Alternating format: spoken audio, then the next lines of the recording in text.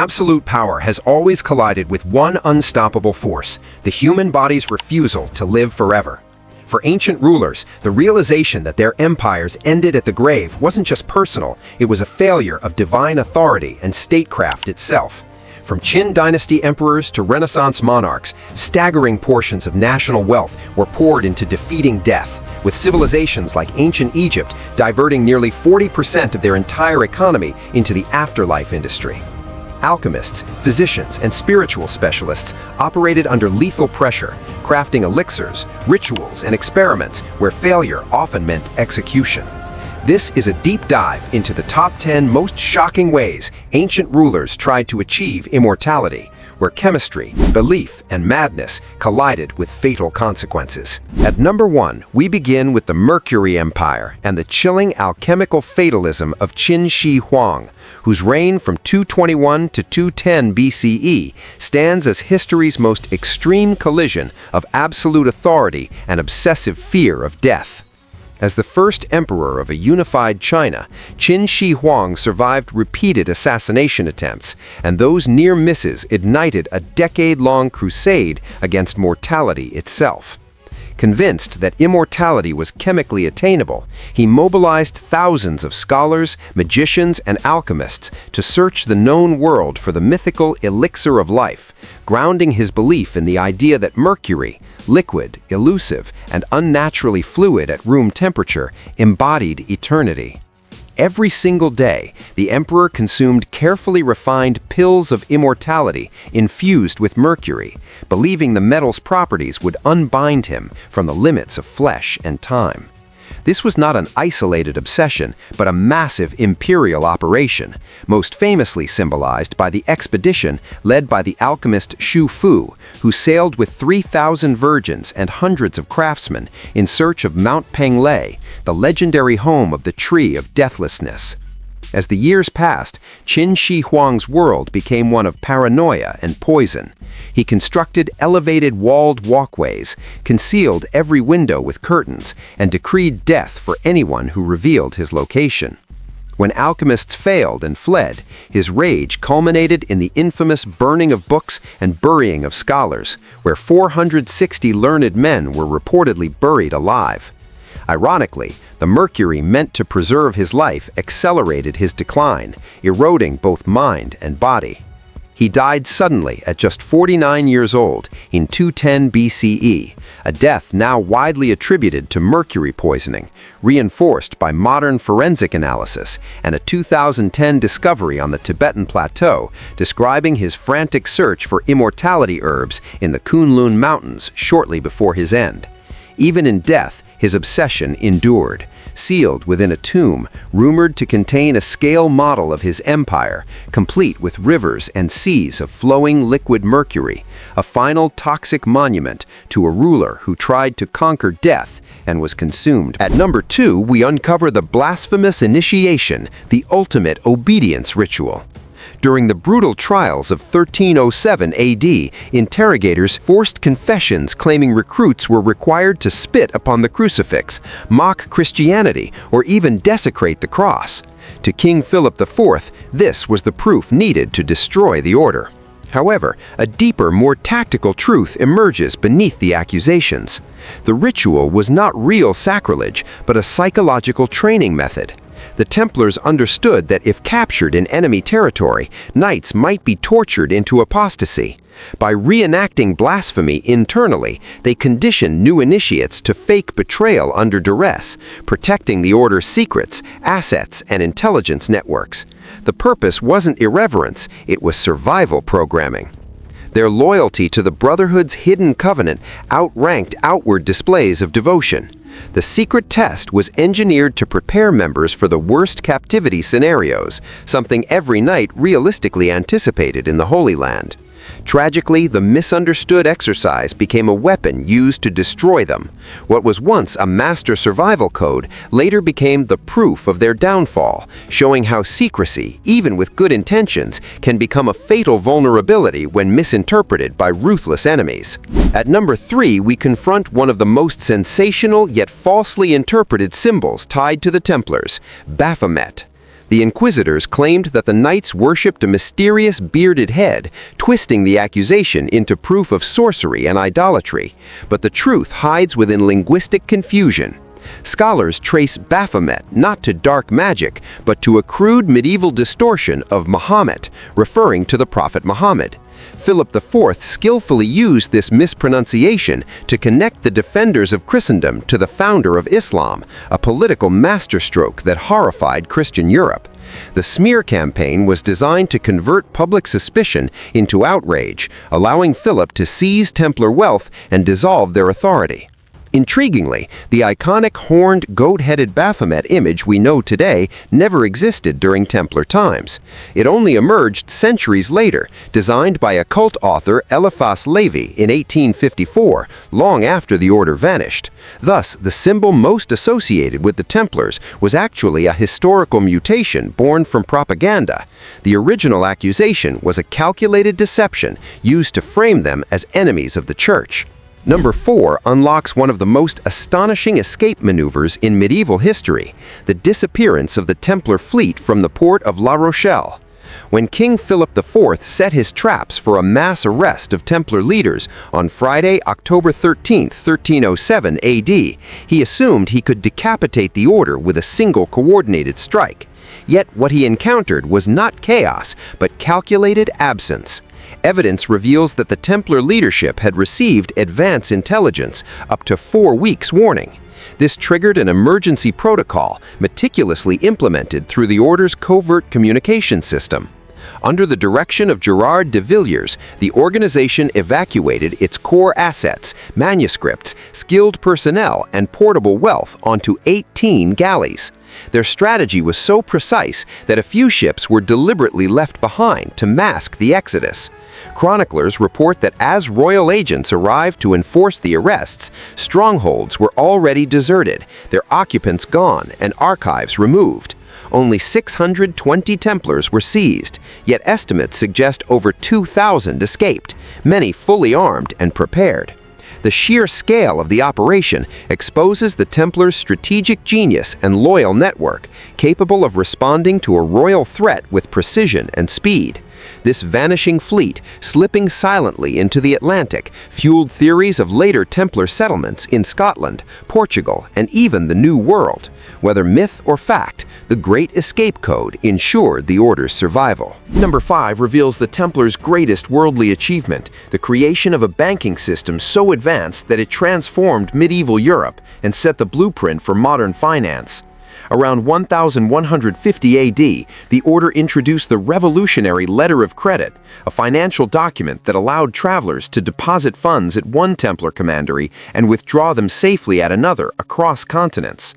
This system neutralized the constant danger of transporting coin on bandit-infested roads, replacing vulnerability with codified, secure documentation.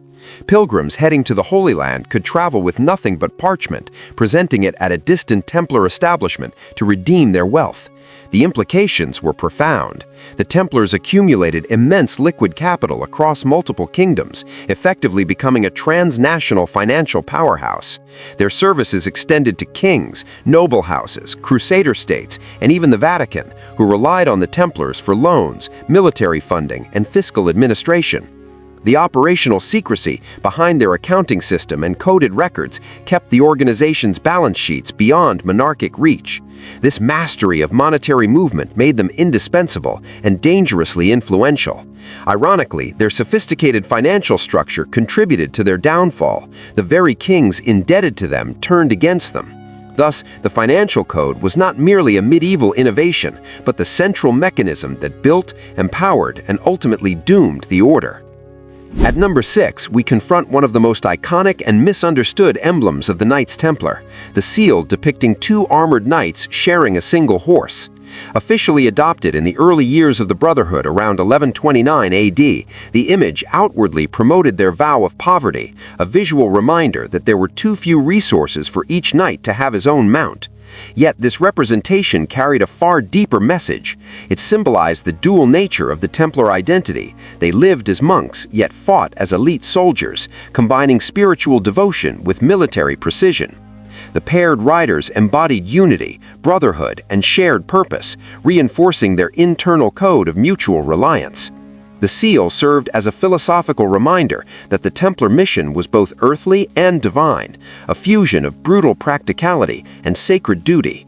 However, during the 1307 trials, Philippe's agents weaponized this symbol, deliberately twisting it into accusations of immoral conduct. What began as an emblem of humble duality became the supposed proof of forbidden behavior. This distortion highlights the tragedy of the order's fate. Symbols forged in faith were corrupted into instruments of propaganda.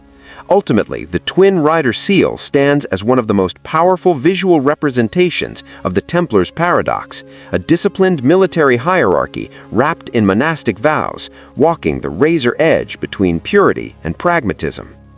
Number 7 reveals a chilling possibility. While the Templars were publicly governed by the rule of 1129 AD, an alleged secondary disciplinary document may have existed, known as the Regla Secrète. This hidden code, whispered about in medieval chronicles, governed not common monastic behavior, but the clandestine procedures of the highest-ranking commanders. It supposedly outlined how intelligence, confidential strategies, sensitive correspondence, and internal punishments were handled away from prying eyes. Other accounts suggest that the order may have exchanged secret spiritual rites, even those associated with heretical groups such as the Cathars, though such claims may have been medieval exaggerations or politically forged accusations. Regardless of authenticity, the Templars operated a transcontinental network of finance, fortifications, espionage, and naval assets, which necessitated ironclad secrecy. Meetings of the inner chapters likely determined political alliances, economic strategies, and operational directives that affected kingdoms and crusader states alike. The real secret was not in ritual, but in organizational discipline. The order built a fortress of silence to protect its treasure routes, military intelligence, coded banking systems, and diplomatic networks. In effect, the Regla Secrète represents the invisible backbone of Templar power, a strategic framework engineered to preserve strength, loyalty, and silence at all costs. At number 8 stands Bigu, the alchemical starvation that claimed the life of Emperor Ai of Jin, a tragic example of Taoist transcendence pursued to fatal extremes. Ruling during the Eastern Jin dynasty from 361 to 365 CE, Emperor Ai became obsessed with escaping mortality and embraced a dual regimen of Bigu, or grain avoidance, combined with alchemical elixirs supplied by court fengshi. Bigu was rooted in the belief that grains nourished the sanshi, or three corpses, parasitic spirits living inside the body that accelerated aging by reporting sins to heaven. By eliminating grains and surviving on wind, dew, and breath itself, practitioners believed they could starve these entities and transform into a Shen Ren, a divine being described as having skin like congealed snow and the power to ride dragons. Emperor Ai intensified this starvation practice with immortality pills, likely containing mercury and lead, substances common in Taoist alchemy. According to the Book of Jin, the emperor became so severely poisoned that he lost awareness of his surroundings, forcing regents to govern in his place. He died at just 24 years old in 365 CE, and historians bitterly remarked that his elixirs fulfilled his wish by ensuring he would never grow old. His death exemplifies the lethal interaction between extreme fasting and heavy metal ingestion, a recurring and deadly pattern in Chinese history that later contributed to the deaths of at least 6 Tang Dynasty emperors who followed similar alchemical paths. Number 9 explores one of the most explosive theories surrounding the Templars, the possibility that behind the accusation of worshipping a bearded head lay the most sacred relic in Christianity. Medieval records reference a mysterious head idol seized during trials, associated with the name Baphomet. Yet alternative historical interpretations suggest that the head may have referred not to a demonic object, but to the mandilion or even the Holy Shroud, believed by many to be the burial cloth of Christ bearing his facial imprint. If the Templars discovered such a relic during excavations beneath Temple Mount, secrecy would have been mandatory. The existence of the shroud or mandilion could have destabilized the political-theological balance of the medieval world. Viewed through this lens, the accusation becomes symbolic inversion. Rather than committing idolatry, the Templars may have been guarding the ultimate Christian artifact. The terrestrial timeline makes the theory compelling. The shroud first appears in Europe between 1353 and 1357 AD, just after the Templar suppression. Radiocarbon testing places its potential origin between 1260 and 1390 AD, aligning precisely with the Order's final decades. While absolute proof remains elusive, the possibility that the Templars safeguarded the relic offers an extraordinary explanation for why the accusation of head worship existed at all. If true, the forbidden face was not satanic, it was Christ himself. Number 10 reveals the most astonishing secret of all: the Knights Templar never truly vanished. After their dissolution in 1312 AD, the expectation was that their assets would pass to the Knights Hospitallers. But in Portugal, the Templar institution executed its most masterful survival code. Protected by King Denis, the Knights, their land, their vast maritime resources, and their financial empire were reorganized under a new papally approved title, the Order of Christ. Between 1317 and 1319 AD, the Templars shifted seamlessly into this new structure, retaining their identity, leadership, and mission. The order continued to bear the Templar cross, which later appeared on the sails of Portuguese ships exploring the Atlantic. Crucially, this preserved Templar wealth funded the earliest phases of the Portuguese Age of Discovery, meaning the same institution that once dug beneath the Temple Mount later mapped the coasts of Africa and charted sea routes across the world. The escape from La Rochelle, Secret 4, provided the human capital. The banking system, Secret 5, provided the financial administration. The Order of Christ provided the legal continuity. Through this brilliant transformation, the Templars survived, not as a shadow, but as a catalyst of global exploration. Their final code was simple and brilliant: survival through transformation, the Phoenix strategy that made the Order immortal. The true legacy of the Knight Templar lies not in myths, but in the brilliant systems of secrecy that protected their wealth, rituals, and power from the outside world. Their dual nature, as devout monks and strategic masterminds, allowed them to rise from local protectors to global financial architects, surviving betrayal and political destruction. Even the Purge of 1307 couldn't erase them. They simply evolved, transforming their identity and influencing global history for centuries. If you found this journey into hidden Templar codes fascinating, make sure to like, comment, and subscribe for more mind-blowing historical revelations. Thanks for watching. See you in the next one.